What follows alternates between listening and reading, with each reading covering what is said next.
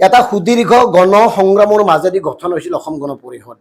দিল্লীৰ শোষণ আৰু বঞ্চনাৰ বিৰুদ্ধে গঠন হৈছিল অসম গণ পৰিষদ। আৰু এইকেইজনে ক্ষমতাৰ লোভত কি কৰিলে, এটা ক্লাবলৈ ৰূপান্তৰ কৰিলে অসম গণ পৰিষদ দলক। বাকী অন্য হোৱা হলে আমাৰ কোনো কথা নাছিল, একো নকলোৱে, যি মন যায় তাকে কৰক। ক্লাবত তেওঁলোকে জুৱা খেলে, মদ খায়, যি মন যায় তাকে কৰক।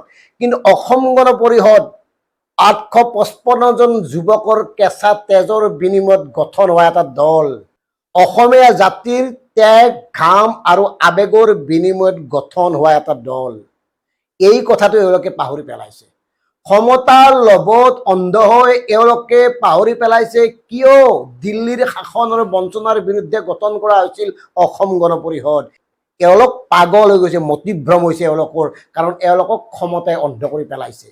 নিজেই চিন্তা কৰক, কেনেকে ক্লাব এটাত পৰিণত কৰি পেলালে অসম গণ পৰিষদ দলক। অতুল কেশৱ ফণীহঁতে, বীৰেন্দ্ৰ প্ৰসাদ বৈশ্যহঁতে, ৰমেন্দ্ৰনাথ কলিতাহঁতে কেনেকে ক্লাবৰ মজিয়াত থাকি অসমীয়া জাতিৰ আবেগ আৰু অসমীয়া জাতিৰ যি আঞ্চলিক চৰিত্ৰ, চিন্তা, ধাৰণা, চেতনাক এইটো দেখালে।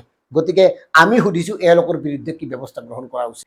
এওঁলোকৰ বিৰুদ্ধে পুনৰ অসমৰ সাধাৰণ জনতাই একত্ৰিত হৈ যুঁজাৰ সময় আহি পৰিছে, কাৰণ এওঁলোক ঘৰ শত্ৰুত পৰিণত হৈছে।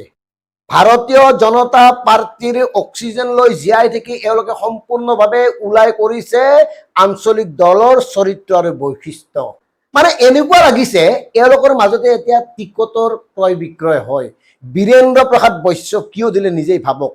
আৰু এটা কথা আমি আপোনালোকক কওঁ, SD দেৱগৌড়া প্ৰধানমন্ত্ৰী হৈ থাকোঁতে এখেতে এটা গুৰুত্বপূৰ্ণ বিভাগৰ কেন্দ্ৰীয় মন্ত্ৰী আছিল।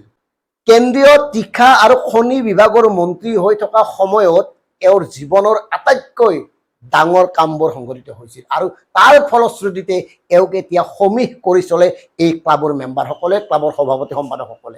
এনেকুৱা হ'ব পাৰে নেকি যে বীৰেন্দ্ৰ প্ৰসাদ বৈশ্যই অসম গণ পৰিষদ দলটো পৰিচালনা কৰিবৰ কাৰণে সভাপতি বা সম্পাদকক কেইবা কোটি টকা দিছে, যাৰ বিনিময়ত সাধাৰণ জনতাৰ ইচ্ছা আকাংক্ষাক উপেক্ষা কৰি, নতুন মুখবিলাকক অৱহেলা অৱজ্ঞা কৰি তেওঁকে পুনৰবাৰ মানে ৰাজ্যসভাৰ প্ৰাৰ্থী দিছে। এনেকুৱা হ'ব পাৰে নেকি, এনেকুৱা হোৱাৰ সন্দেহ আছে নেকি, এই কথাটোও নতুনকৈ বিবেচনা কৰাৰ সময় আহি পৰিছে। এইকাৰণে কৈছো, এজন ধনাঢ্য ব্যক্তি হ'ল বীৰেন্দ্ৰ প্ৰসাদ বৈশ্য, আৰু এওঁলোকে অতুল কেশৱ ফণীহঁতে ধনৰ কাৰণে সকলোবোৰ যে কৰিব পাৰে ইতিমধ্যে প্ৰমাণ হৈছে। আৰু এই যে ফণী ফুকন চৌধুৰী, মহাচালাক বস্তু একেট। বাতৰি ওলাইছে যে ফণী ফুকন চৌধুৰীৰ হেঁচাতে মানে বীৰেন বৈশ্যক দিবলগীয়া হ'ল। আচলতে নহয়, এওঁলোকৰ ধান্দা একেটাই। কিয় কৈছো, এই যে মন কৰিব, যেতিয়া 2024 লোকসভাৰ নিৰ্বাচনলৈ কান্দি কান্দি গৈছিল ফণী ফুকন চৌধুৰী, আৰু সেইখিনি সময়তো আমি দিকেবিপৰীতে সন্দেহ প্ৰকাশ কৰিছিলো যে অসম গণ পৰিষদৰ দখলত থকা ঐতিহ্যমণ্ডিত আসনখন কিমান কোটি টকাত এই অতুল কেশৱহঁতে ভাৰতীয় জনতা পাৰ্টিৰ ওচৰত বিক্ৰী কৰিলে, এই কথাটো আমি তেতিয়া কৈছিলো।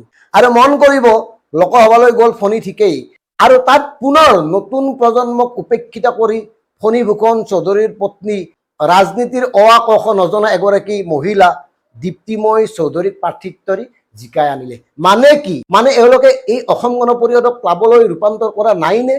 আৰু নিজেই চিন্তা কৰক, যি অসম গণ পৰিষদৰ জন্ম হৈছিল কেন্দ্ৰীয় শাসন ব্যৱস্থাৰ বিৰুদ্ধে, যি অসম গণ পৰিষদৰ জন্ম হৈছিল দিল্লীৰ শোষণ বঞ্চনাৰ বিৰুদ্ধে, আৰু সেই আঞ্চলিক দলটোৱে আজি ইমান দিন ৰাষ্ট্ৰীয় দল এটাৰ বকচাত উঠি আৰামত ঘূৰি ফুৰি আছে। তেওঁলোকক কেৱল ক্ষমতা লাগে। নিজেই মন কৰক, অসম গণ পৰিষদৰ সভাপতি অতুল বৰা, কেশৱ মহন্ত, এওঁলোকেতো মন্ত্ৰী হৈয়ে আছে।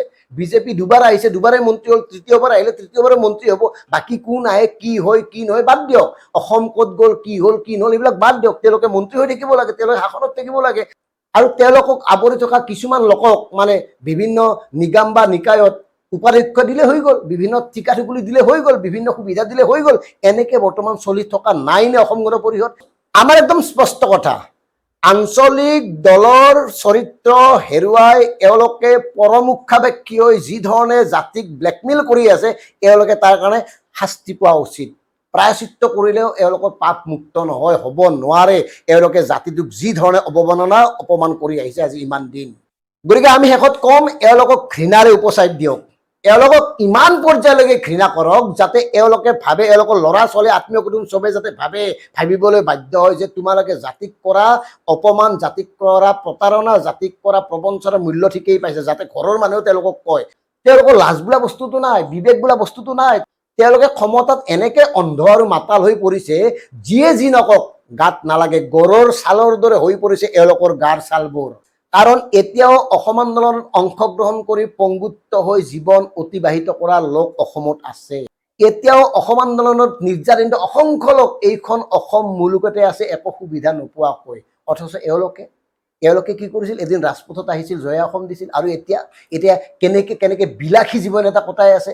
অথচ সাধাৰণ মানুহখিনিৰ অৱস্থা সেই একেই হৈ আছে, একেই শ্বহীদ পৰিয়ালৰ অৱস্থা। গতিকে ধিক্কাৰ দিব লাগে এওঁলোকক, নিন্দা কৰিব লাগে এওঁলোকক, এই ক্লাবৰ সদস্যসকলক, এই ক্লাবৰ সভাপতি সম্পাদকসকলক। টকাত বাহিৰে, ধন সম্পত্তিত বাহিৰে এওঁলোকে একো চিনি নাপায়। কেৱল ক্ষমতাটো লাগে চিৰদিনৰ বাবে, নিজৰ ল'ৰা ছোৱালী আত্মীয় কুটুম আগুৰি থকা চেলা চামুণ্ডাখিনি সুৰক্ষিত হৈ থাকিব লাগে।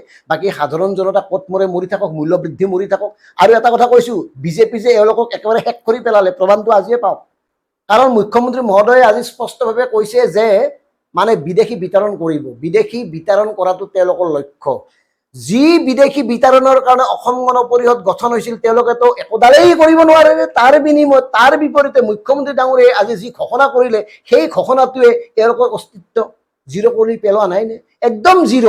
মানে এওঁলোকৰ এতিয়া কোনো প্ৰয়োজনে নাই, কোনো অস্তিত্বই নাই। এওঁলোকে কেৱল কাৰোবাৰ ধেমা ধৰি চলি থাকিলে হ'ল, বাকী এওঁলোকৰ কৰিবলগীয়া একো নাই। কাৰণ আচল যিটো কাম, যি উদ্দেশ্য, যি লক্ষ্য আছিল অসম গণ পৰিষদৰ, সেই লক্ষ্য আৰু উদ্দেশ্যক মুখ্যমন্ত্ৰী ডাঙৰীয়াই নিজে হাতত ল'লে। গতিকে এওঁলোকৰ আৰু কি কাম? গতিকে কথাবোৰ চিন্তা কৰক শ্ৰদ্ধেয় দৰ্শকসকল। ধন্যবাদ।